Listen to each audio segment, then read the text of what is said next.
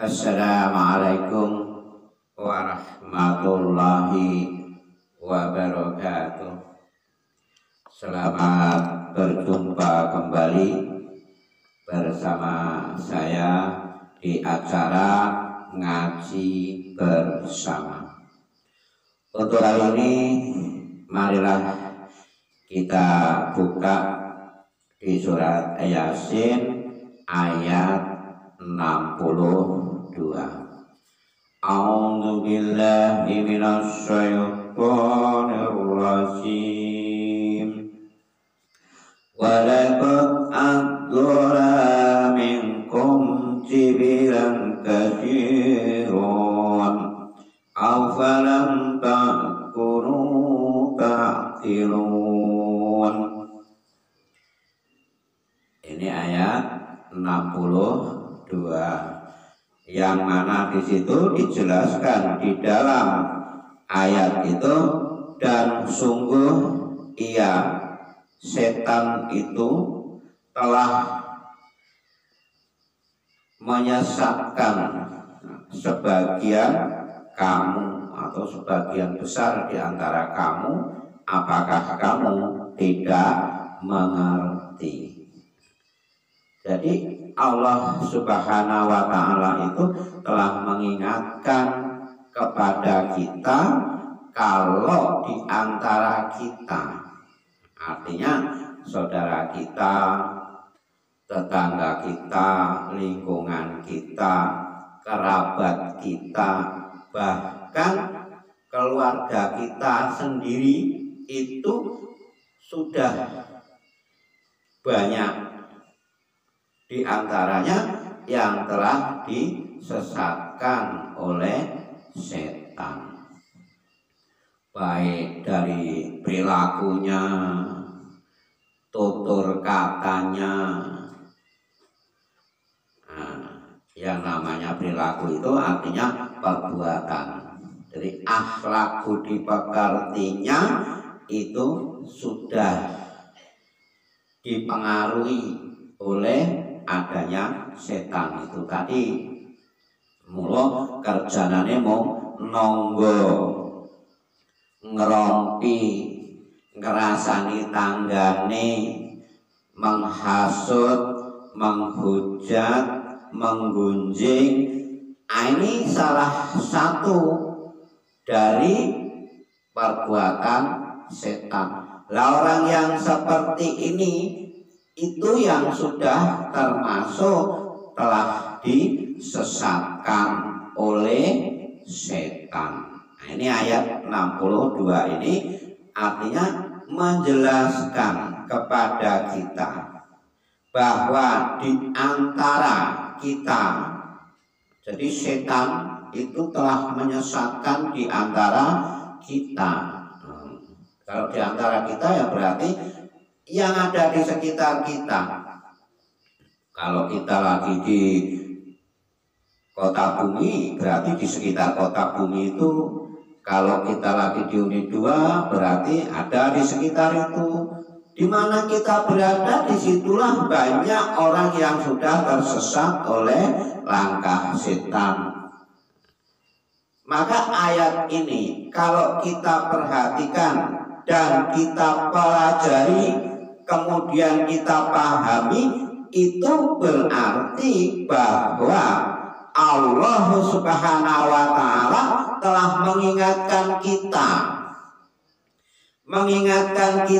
melalui ayat Al-Quran yang ada di dalam surat Yasin ayat 62.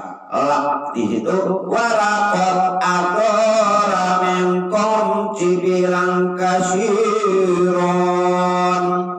afalam takunu ta'qilun.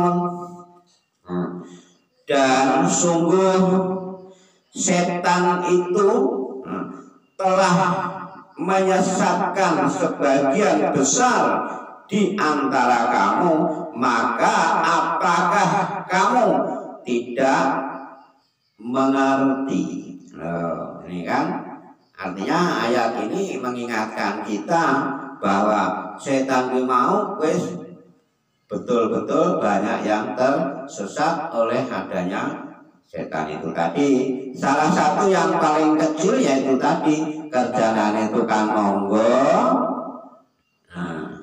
ngerompi, menghasut, menggunjing, memfitnah.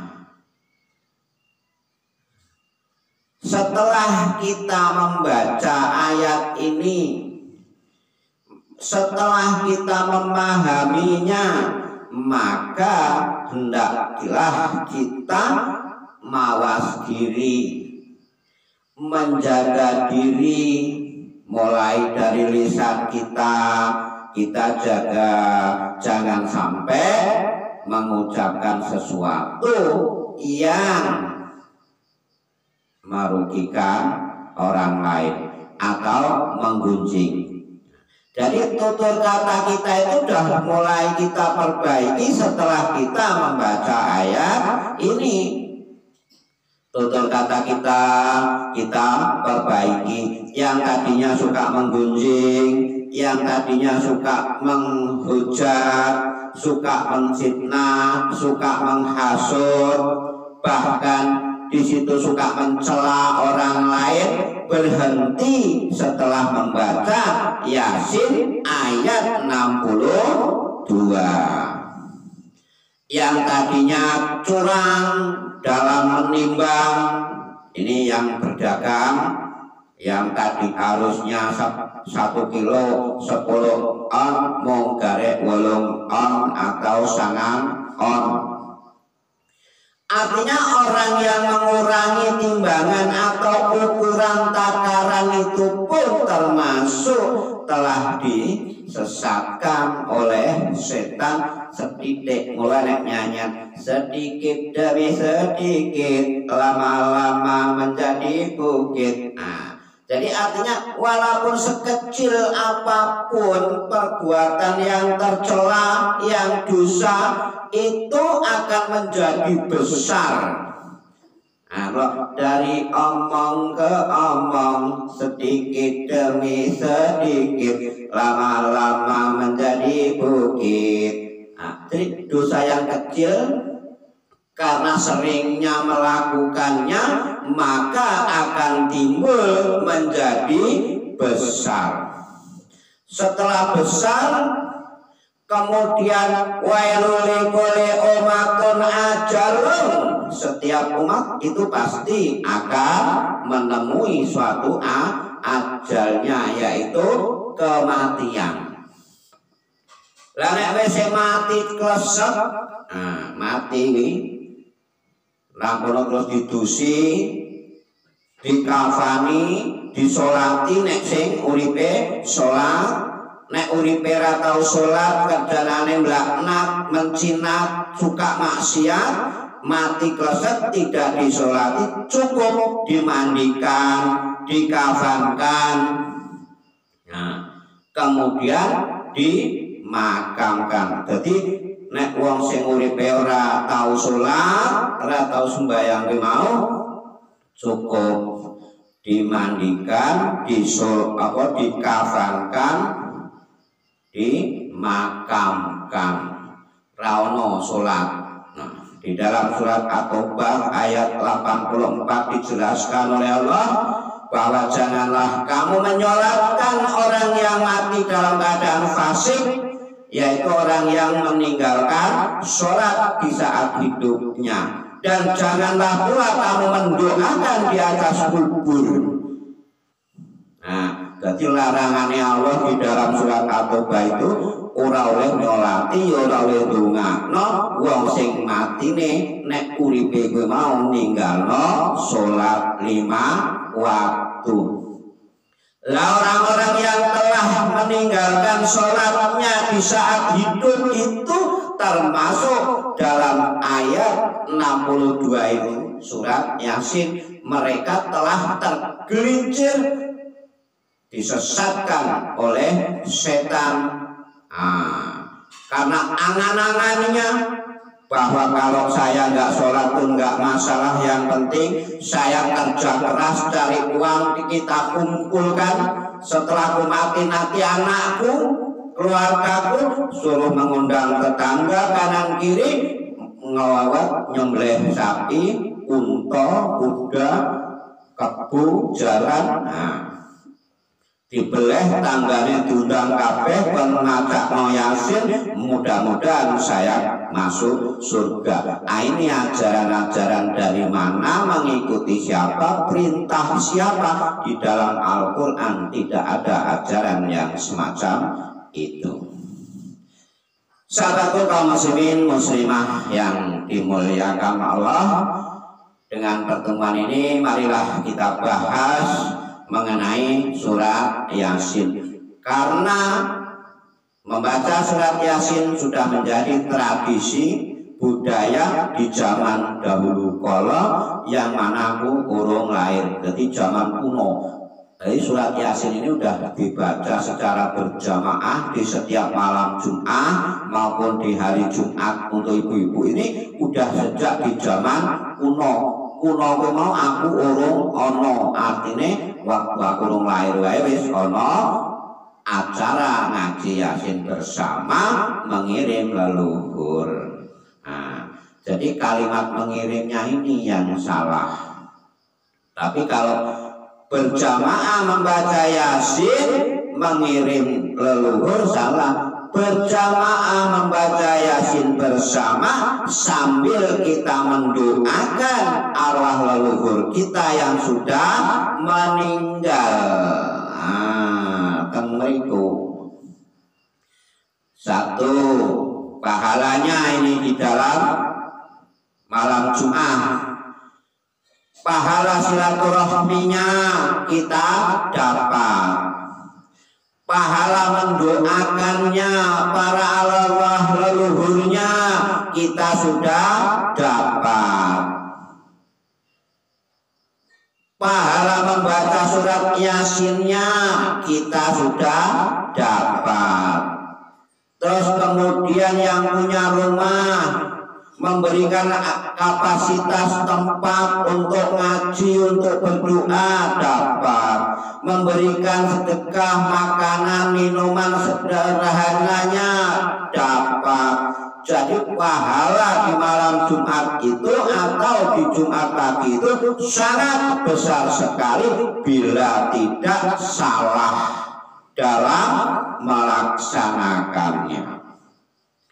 Akan tetapi menjadi suatu laknat Allah Subhanahu wa Ta'ala bila salah dalam mengeterapkannya, meletakkannya, melaksanakannya. Salah, melanggar yang tidak dicontohkan oleh Nabi kita Muhammad Sallallahu Alaihi Wasallam, maaf, bi'atun dolaratun finnar. Jadi bid'atun dolaratun finnar, apapun bentuknya ibadah itu, jika bid'ah mengada-adakan sesuatu yang tidak ada, yang tidak dicontohkan oleh Rasulullah kita, maka bid'ah finnar, neraka tempatnya. Lah nek umpama kita maca Yasin, pahala membaca Yasinnya kita hadiahkan kepada orang yang sudah meninggal, apa diri kita itu sudah merasa banyak pahalanya? Lawang bar maca Yasin kerjanane ngrasani tanggane, waktune salat yo ora salat, penutup auratnya berhijab yo males. Lho, teng mriku ngono kok ngakune entuk pahala le maca Yasin. Padahal wa anibuduni hadza siratal mustaqim, ayat 61. Wa anibuduni hadza siratal mustaqim, dan dalam kamu menyembahku inilah jalan yang lurus. Allah memerintahkan kepada kita lewat surat Yasin ayat 61 itu, Sembahlah aku, inilah jalan yang lurus, kata Allah. Tapi setelah kita membaca wa anibuduni hadza siratal mustaqim, kok ya ora tau gelem do sembahyang, ora tau gelem salat. Nah, larep entuk pahala teko ngendi kok dihadiahno. Awake dhewe wae ya urung duwe pahala nggo sangu mati kok ya wis dihadiah-hadiahno, kaya wis saking akeh pahalane. Nang mriku sing dadekno laknat Allah Subhanahu wa taala. Mula ngaji Yasin dari kecil sampai tuwek, bahkan wis enek sing mati ora entuk petunjuk, ora entuk ilmunya, tidak mendapat suatu hidayah, uripe yo ora rubah, kerjanane nyala salah kaprah. Nah, wong sugih ilang kawelasane, ulama yo ilang wibawane, amarga kerjanane ming hujat sana hujat sini. Nek enek wong nyampe nih ayat-ayat Allah, ayat-ayat Al-Quran malah dipitnah, dituduh jarene Wahabi aliran sesat. Lho, teng mriku ayo ulama sing model apa cak apa kaya ngono kuwi. Ning akune Islam, nek ditakoni kitabmu apa? Al-Quran. Nabimu sapa? Muhammad. Nek ditakoni kuwi pinter jawab. Agama apa? Islam. Al-Quran kitabku. Nah, tapi ya nek disampaikan Al-Quran ayat-ayat Allah malah nentang, malah nuduh Wahabi. Wah, aliran sesat. Wah, ora umum. Wah, teng mriki di sini letaknya. Malah diwaca.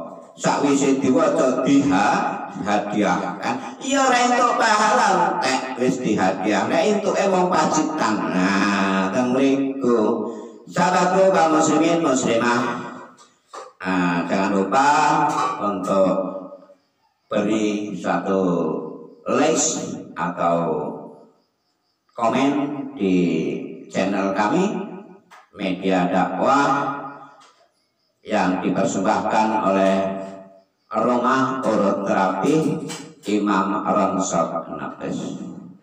Jadi dalam kembali kita membahas masalah Yasin ini tadi, surat Yasin diturunkan Allah Subhanahu wa taala ini bukan untuk dibaca, bukan untuk dibaca, untuk dihadiahkan, akan tetapi surat Yasin ini diturunkan Allah Subhanahu wa taala untuk dibaca.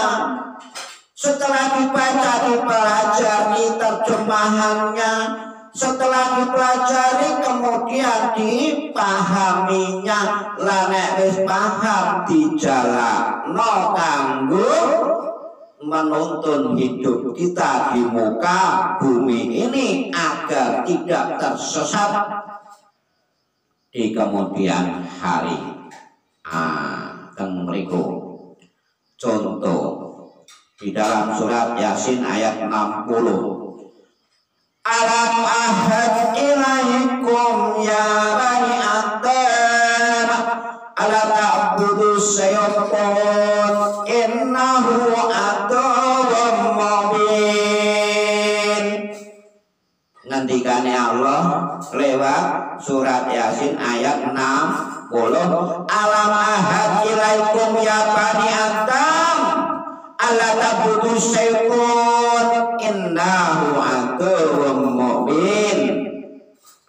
Bukankah aku sudah perintahkan kepadamu wahai anak cucu Adam agar kamu tidak menyembah setan.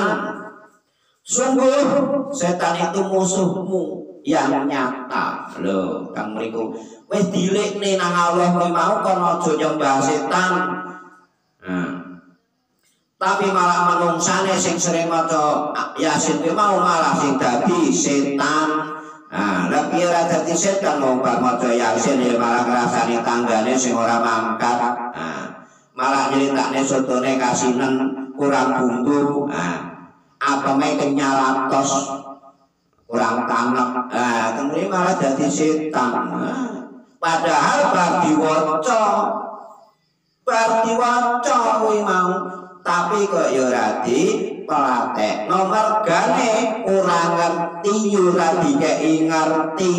Nah akhirnya maca Yasin bendinone tambah tidak mendapat petunjuk dari Allah Subhanahu wa Ta'ala, yang sehingga tersesatlah jalan hidupnya.